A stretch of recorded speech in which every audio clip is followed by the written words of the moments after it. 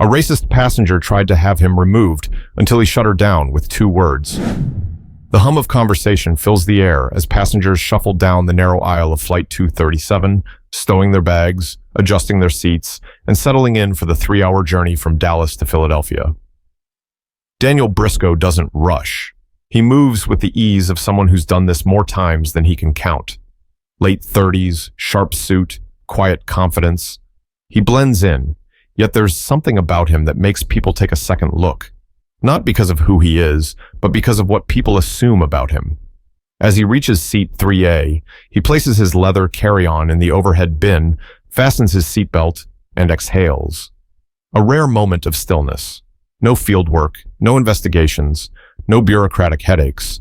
Just a few hours of uninterrupted silence before his next assignment, or so he thinks. A presence shifts beside him. He barely glances up as a woman in a cream-colored sweater and pearl earrings slides into seat 3B. She's in her early 50s, her blonde bob meticulously styled, her perfume just strong enough to announce itself. She sets down her designer handbag and steals a look at Daniel. Not the casual glance of a fellow traveler. No, this is different, evaluative, calculating, suspicious. Her fingers tighten around the purse strap as she clears her throat.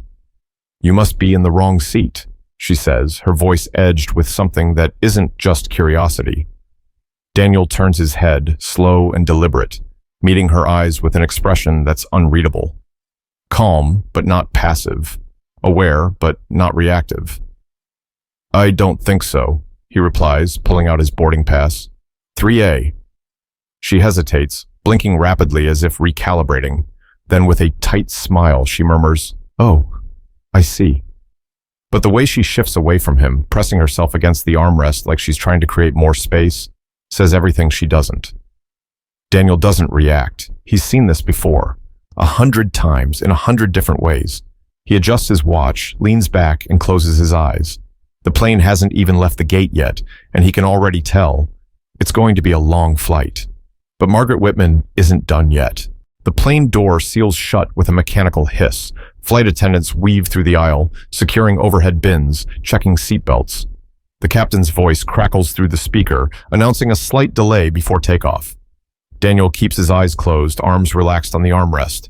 He's not asleep, just resting, tuning out the world like he's mastered the skill over the years. But next to him, Margaret Whitman is restless. She shifts in her seat, clears her throat, crosses and uncrosses her legs.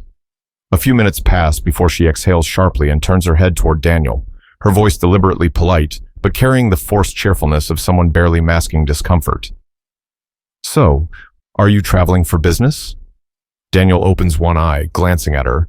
He recognizes the type, the ones who ask a question, not because they care about the answer, but because they're trying to make something fit in their heads.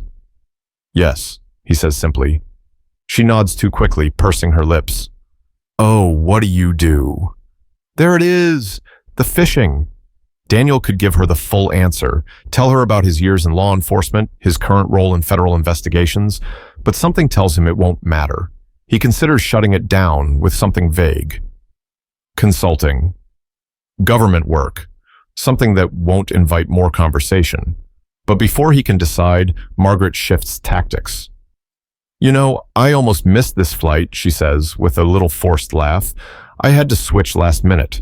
I usually fly private, but with all the issues at security these days, I figured I'd just take first class and avoid the headache, you know?" Daniel doesn't answer. He knows where this is going. Margaret adjusts her sweater sleeve. "And, I mean, airport security is just not what it used to be. They're letting all sorts of people through." There it is. Daniel finally turns to face her, slow and steady, studying her. Margaret offers him a quick, tight-lipped smile, then glances down at his hands, as if trying to find something wrong. She leans in slightly, lowering her voice. "I just think, with everything happening in the world, people should be more aware of their surroundings. You never know who's sitting next to you." She says it lightly, like she's making small talk. But Daniel hears what she's really saying. He lets the silence sit, waiting to see if she'll squirm. She does. Margaret presses on, as if needing to justify herself. "I mean, you must feel the same way, right? Especially if you travel a lot for work." Daniel exhales quietly, measuring his words. This isn't new to him. I try not to assume things about people, he says, his voice even. Margaret blinks. Oh, I wasn't assuming anything. She forces a laugh, but the tension between them is thick now, and Margaret is getting uncomfortable with her own discomfort. She shifts again, looks around, glances at the flight attendant standing a few rows up. Her fingers twitch over the call button. Daniel can already see where this is headed, but he doesn't stop her, because Margaret Whitman is about to embarrass herself in front of an entire plane. Margaret's fingers hover over the call button, hesitating.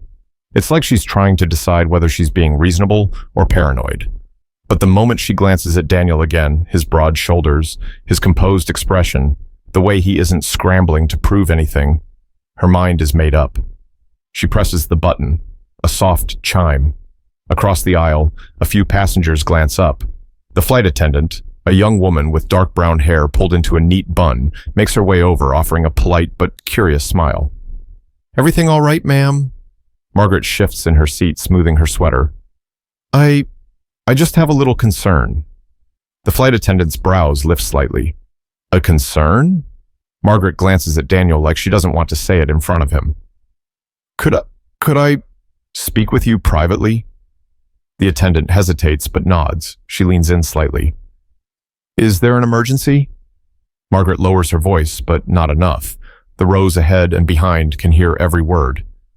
I don't feel comfortable, she whispers, then tilts her head ever so slightly toward Daniel. I don't know if he's supposed to be here. Silence. The flight attendant's polite smile falters. She straightens. I'm sorry, ma'am, but could you clarify what you mean by that? Margaret stiffens, clearly not expecting pushback. I just mean, it's odd, don't you think? I mean, look at him. Daniel closes his eyes for a brief second, inhaling slowly. Here we go. The people in row 4 are definitely listening now. A middle-aged man in a business suit peeks over his newspaper. A woman in seat 2C subtly lowers her phone, recording without looking like she's recording. The flight attendant's voice tightens. Sir is in his assigned seat, ma'am. First-class passengers board before economy, so if there was an issue, it would have been flagged already. Margaret shakes her head. I just think, I don't know, could you maybe check his boarding pass, just to be sure? Daniel finally speaks. His voice is calm, but there's an unmistakable weight behind it. You're asking them to check my ticket, but not anyone else's? Margaret's face flushes.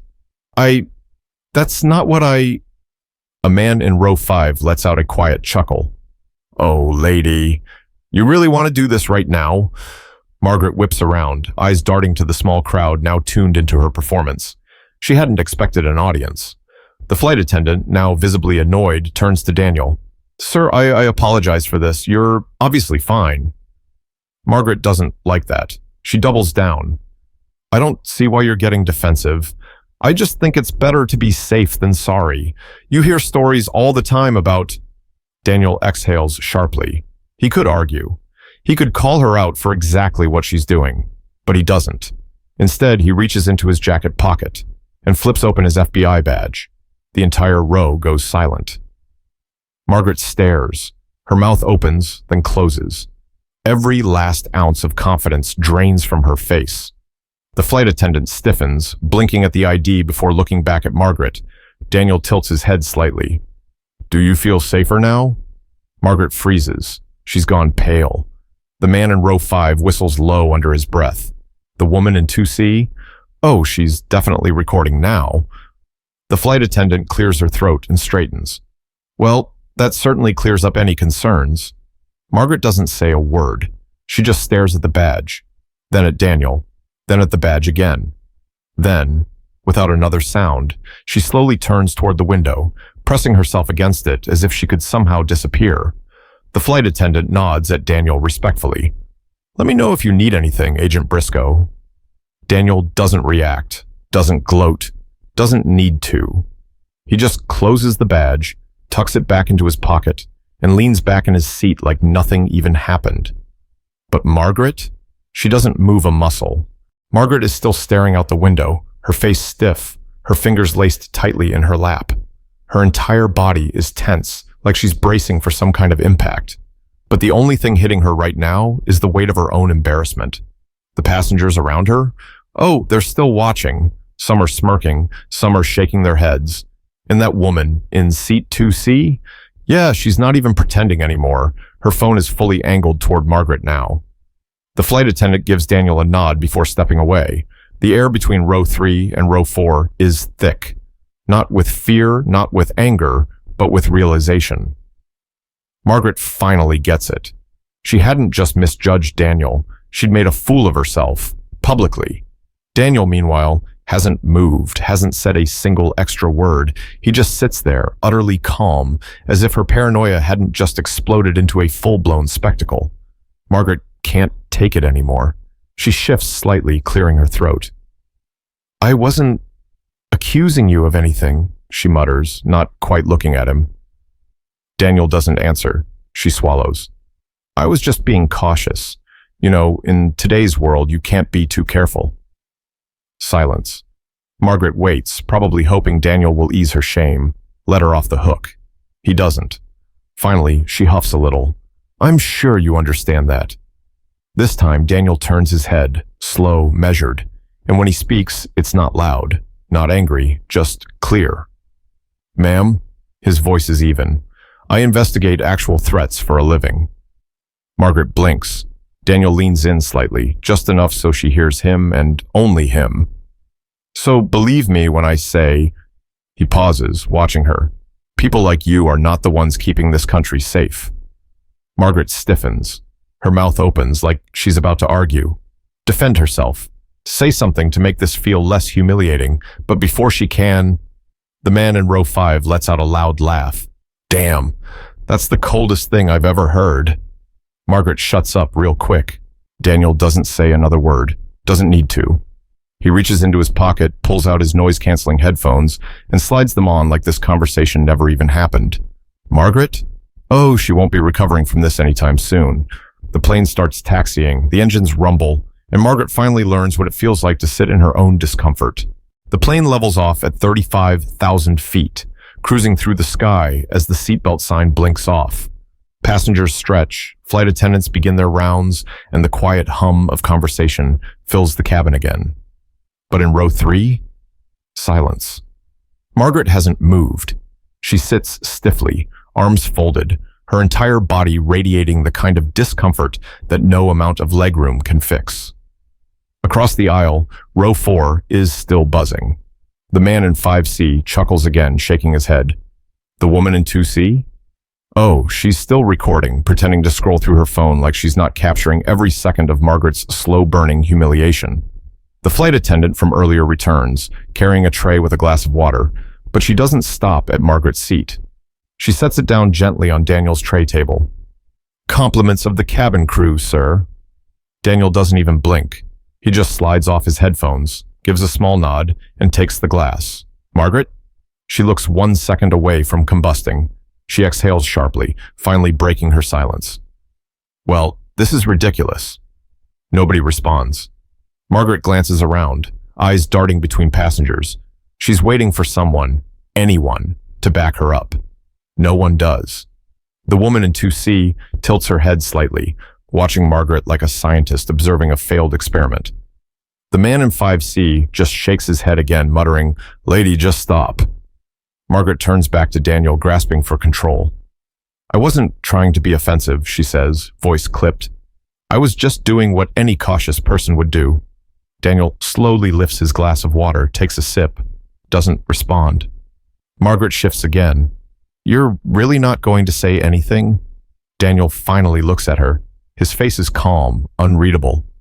What would you like me to say?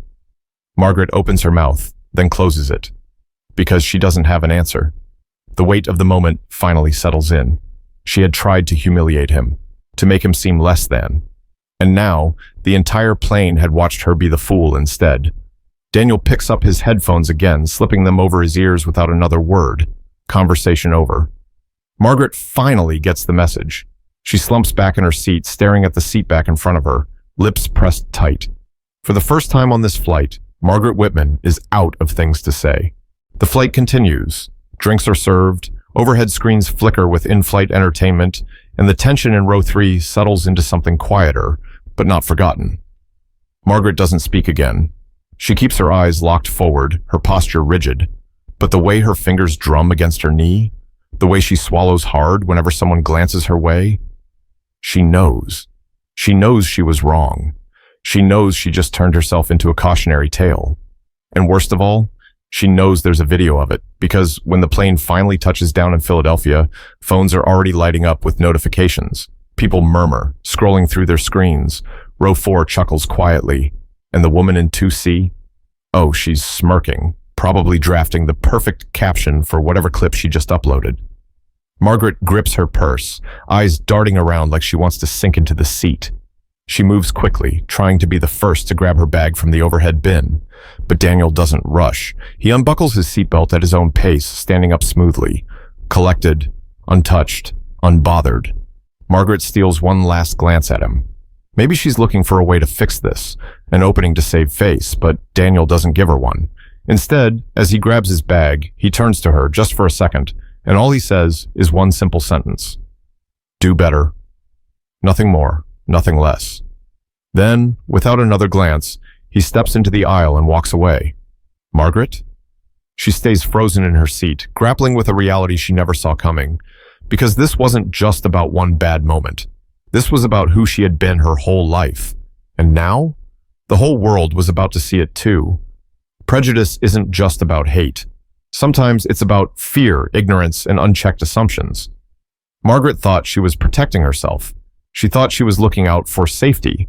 But real safety doesn't come from profiling innocent people. It comes from education, awareness, and accountability. And for Margaret Whitman, that lesson just hit at 35,000 feet. If you took something from this story, share it. Challenge your own biases. Hold others accountable. Because the next time someone like Margaret makes a mistake like this, the whole world just might be watching. This wraps up the full script. Let me know if you want any final edits or tweaks before you move forward with the voiceover.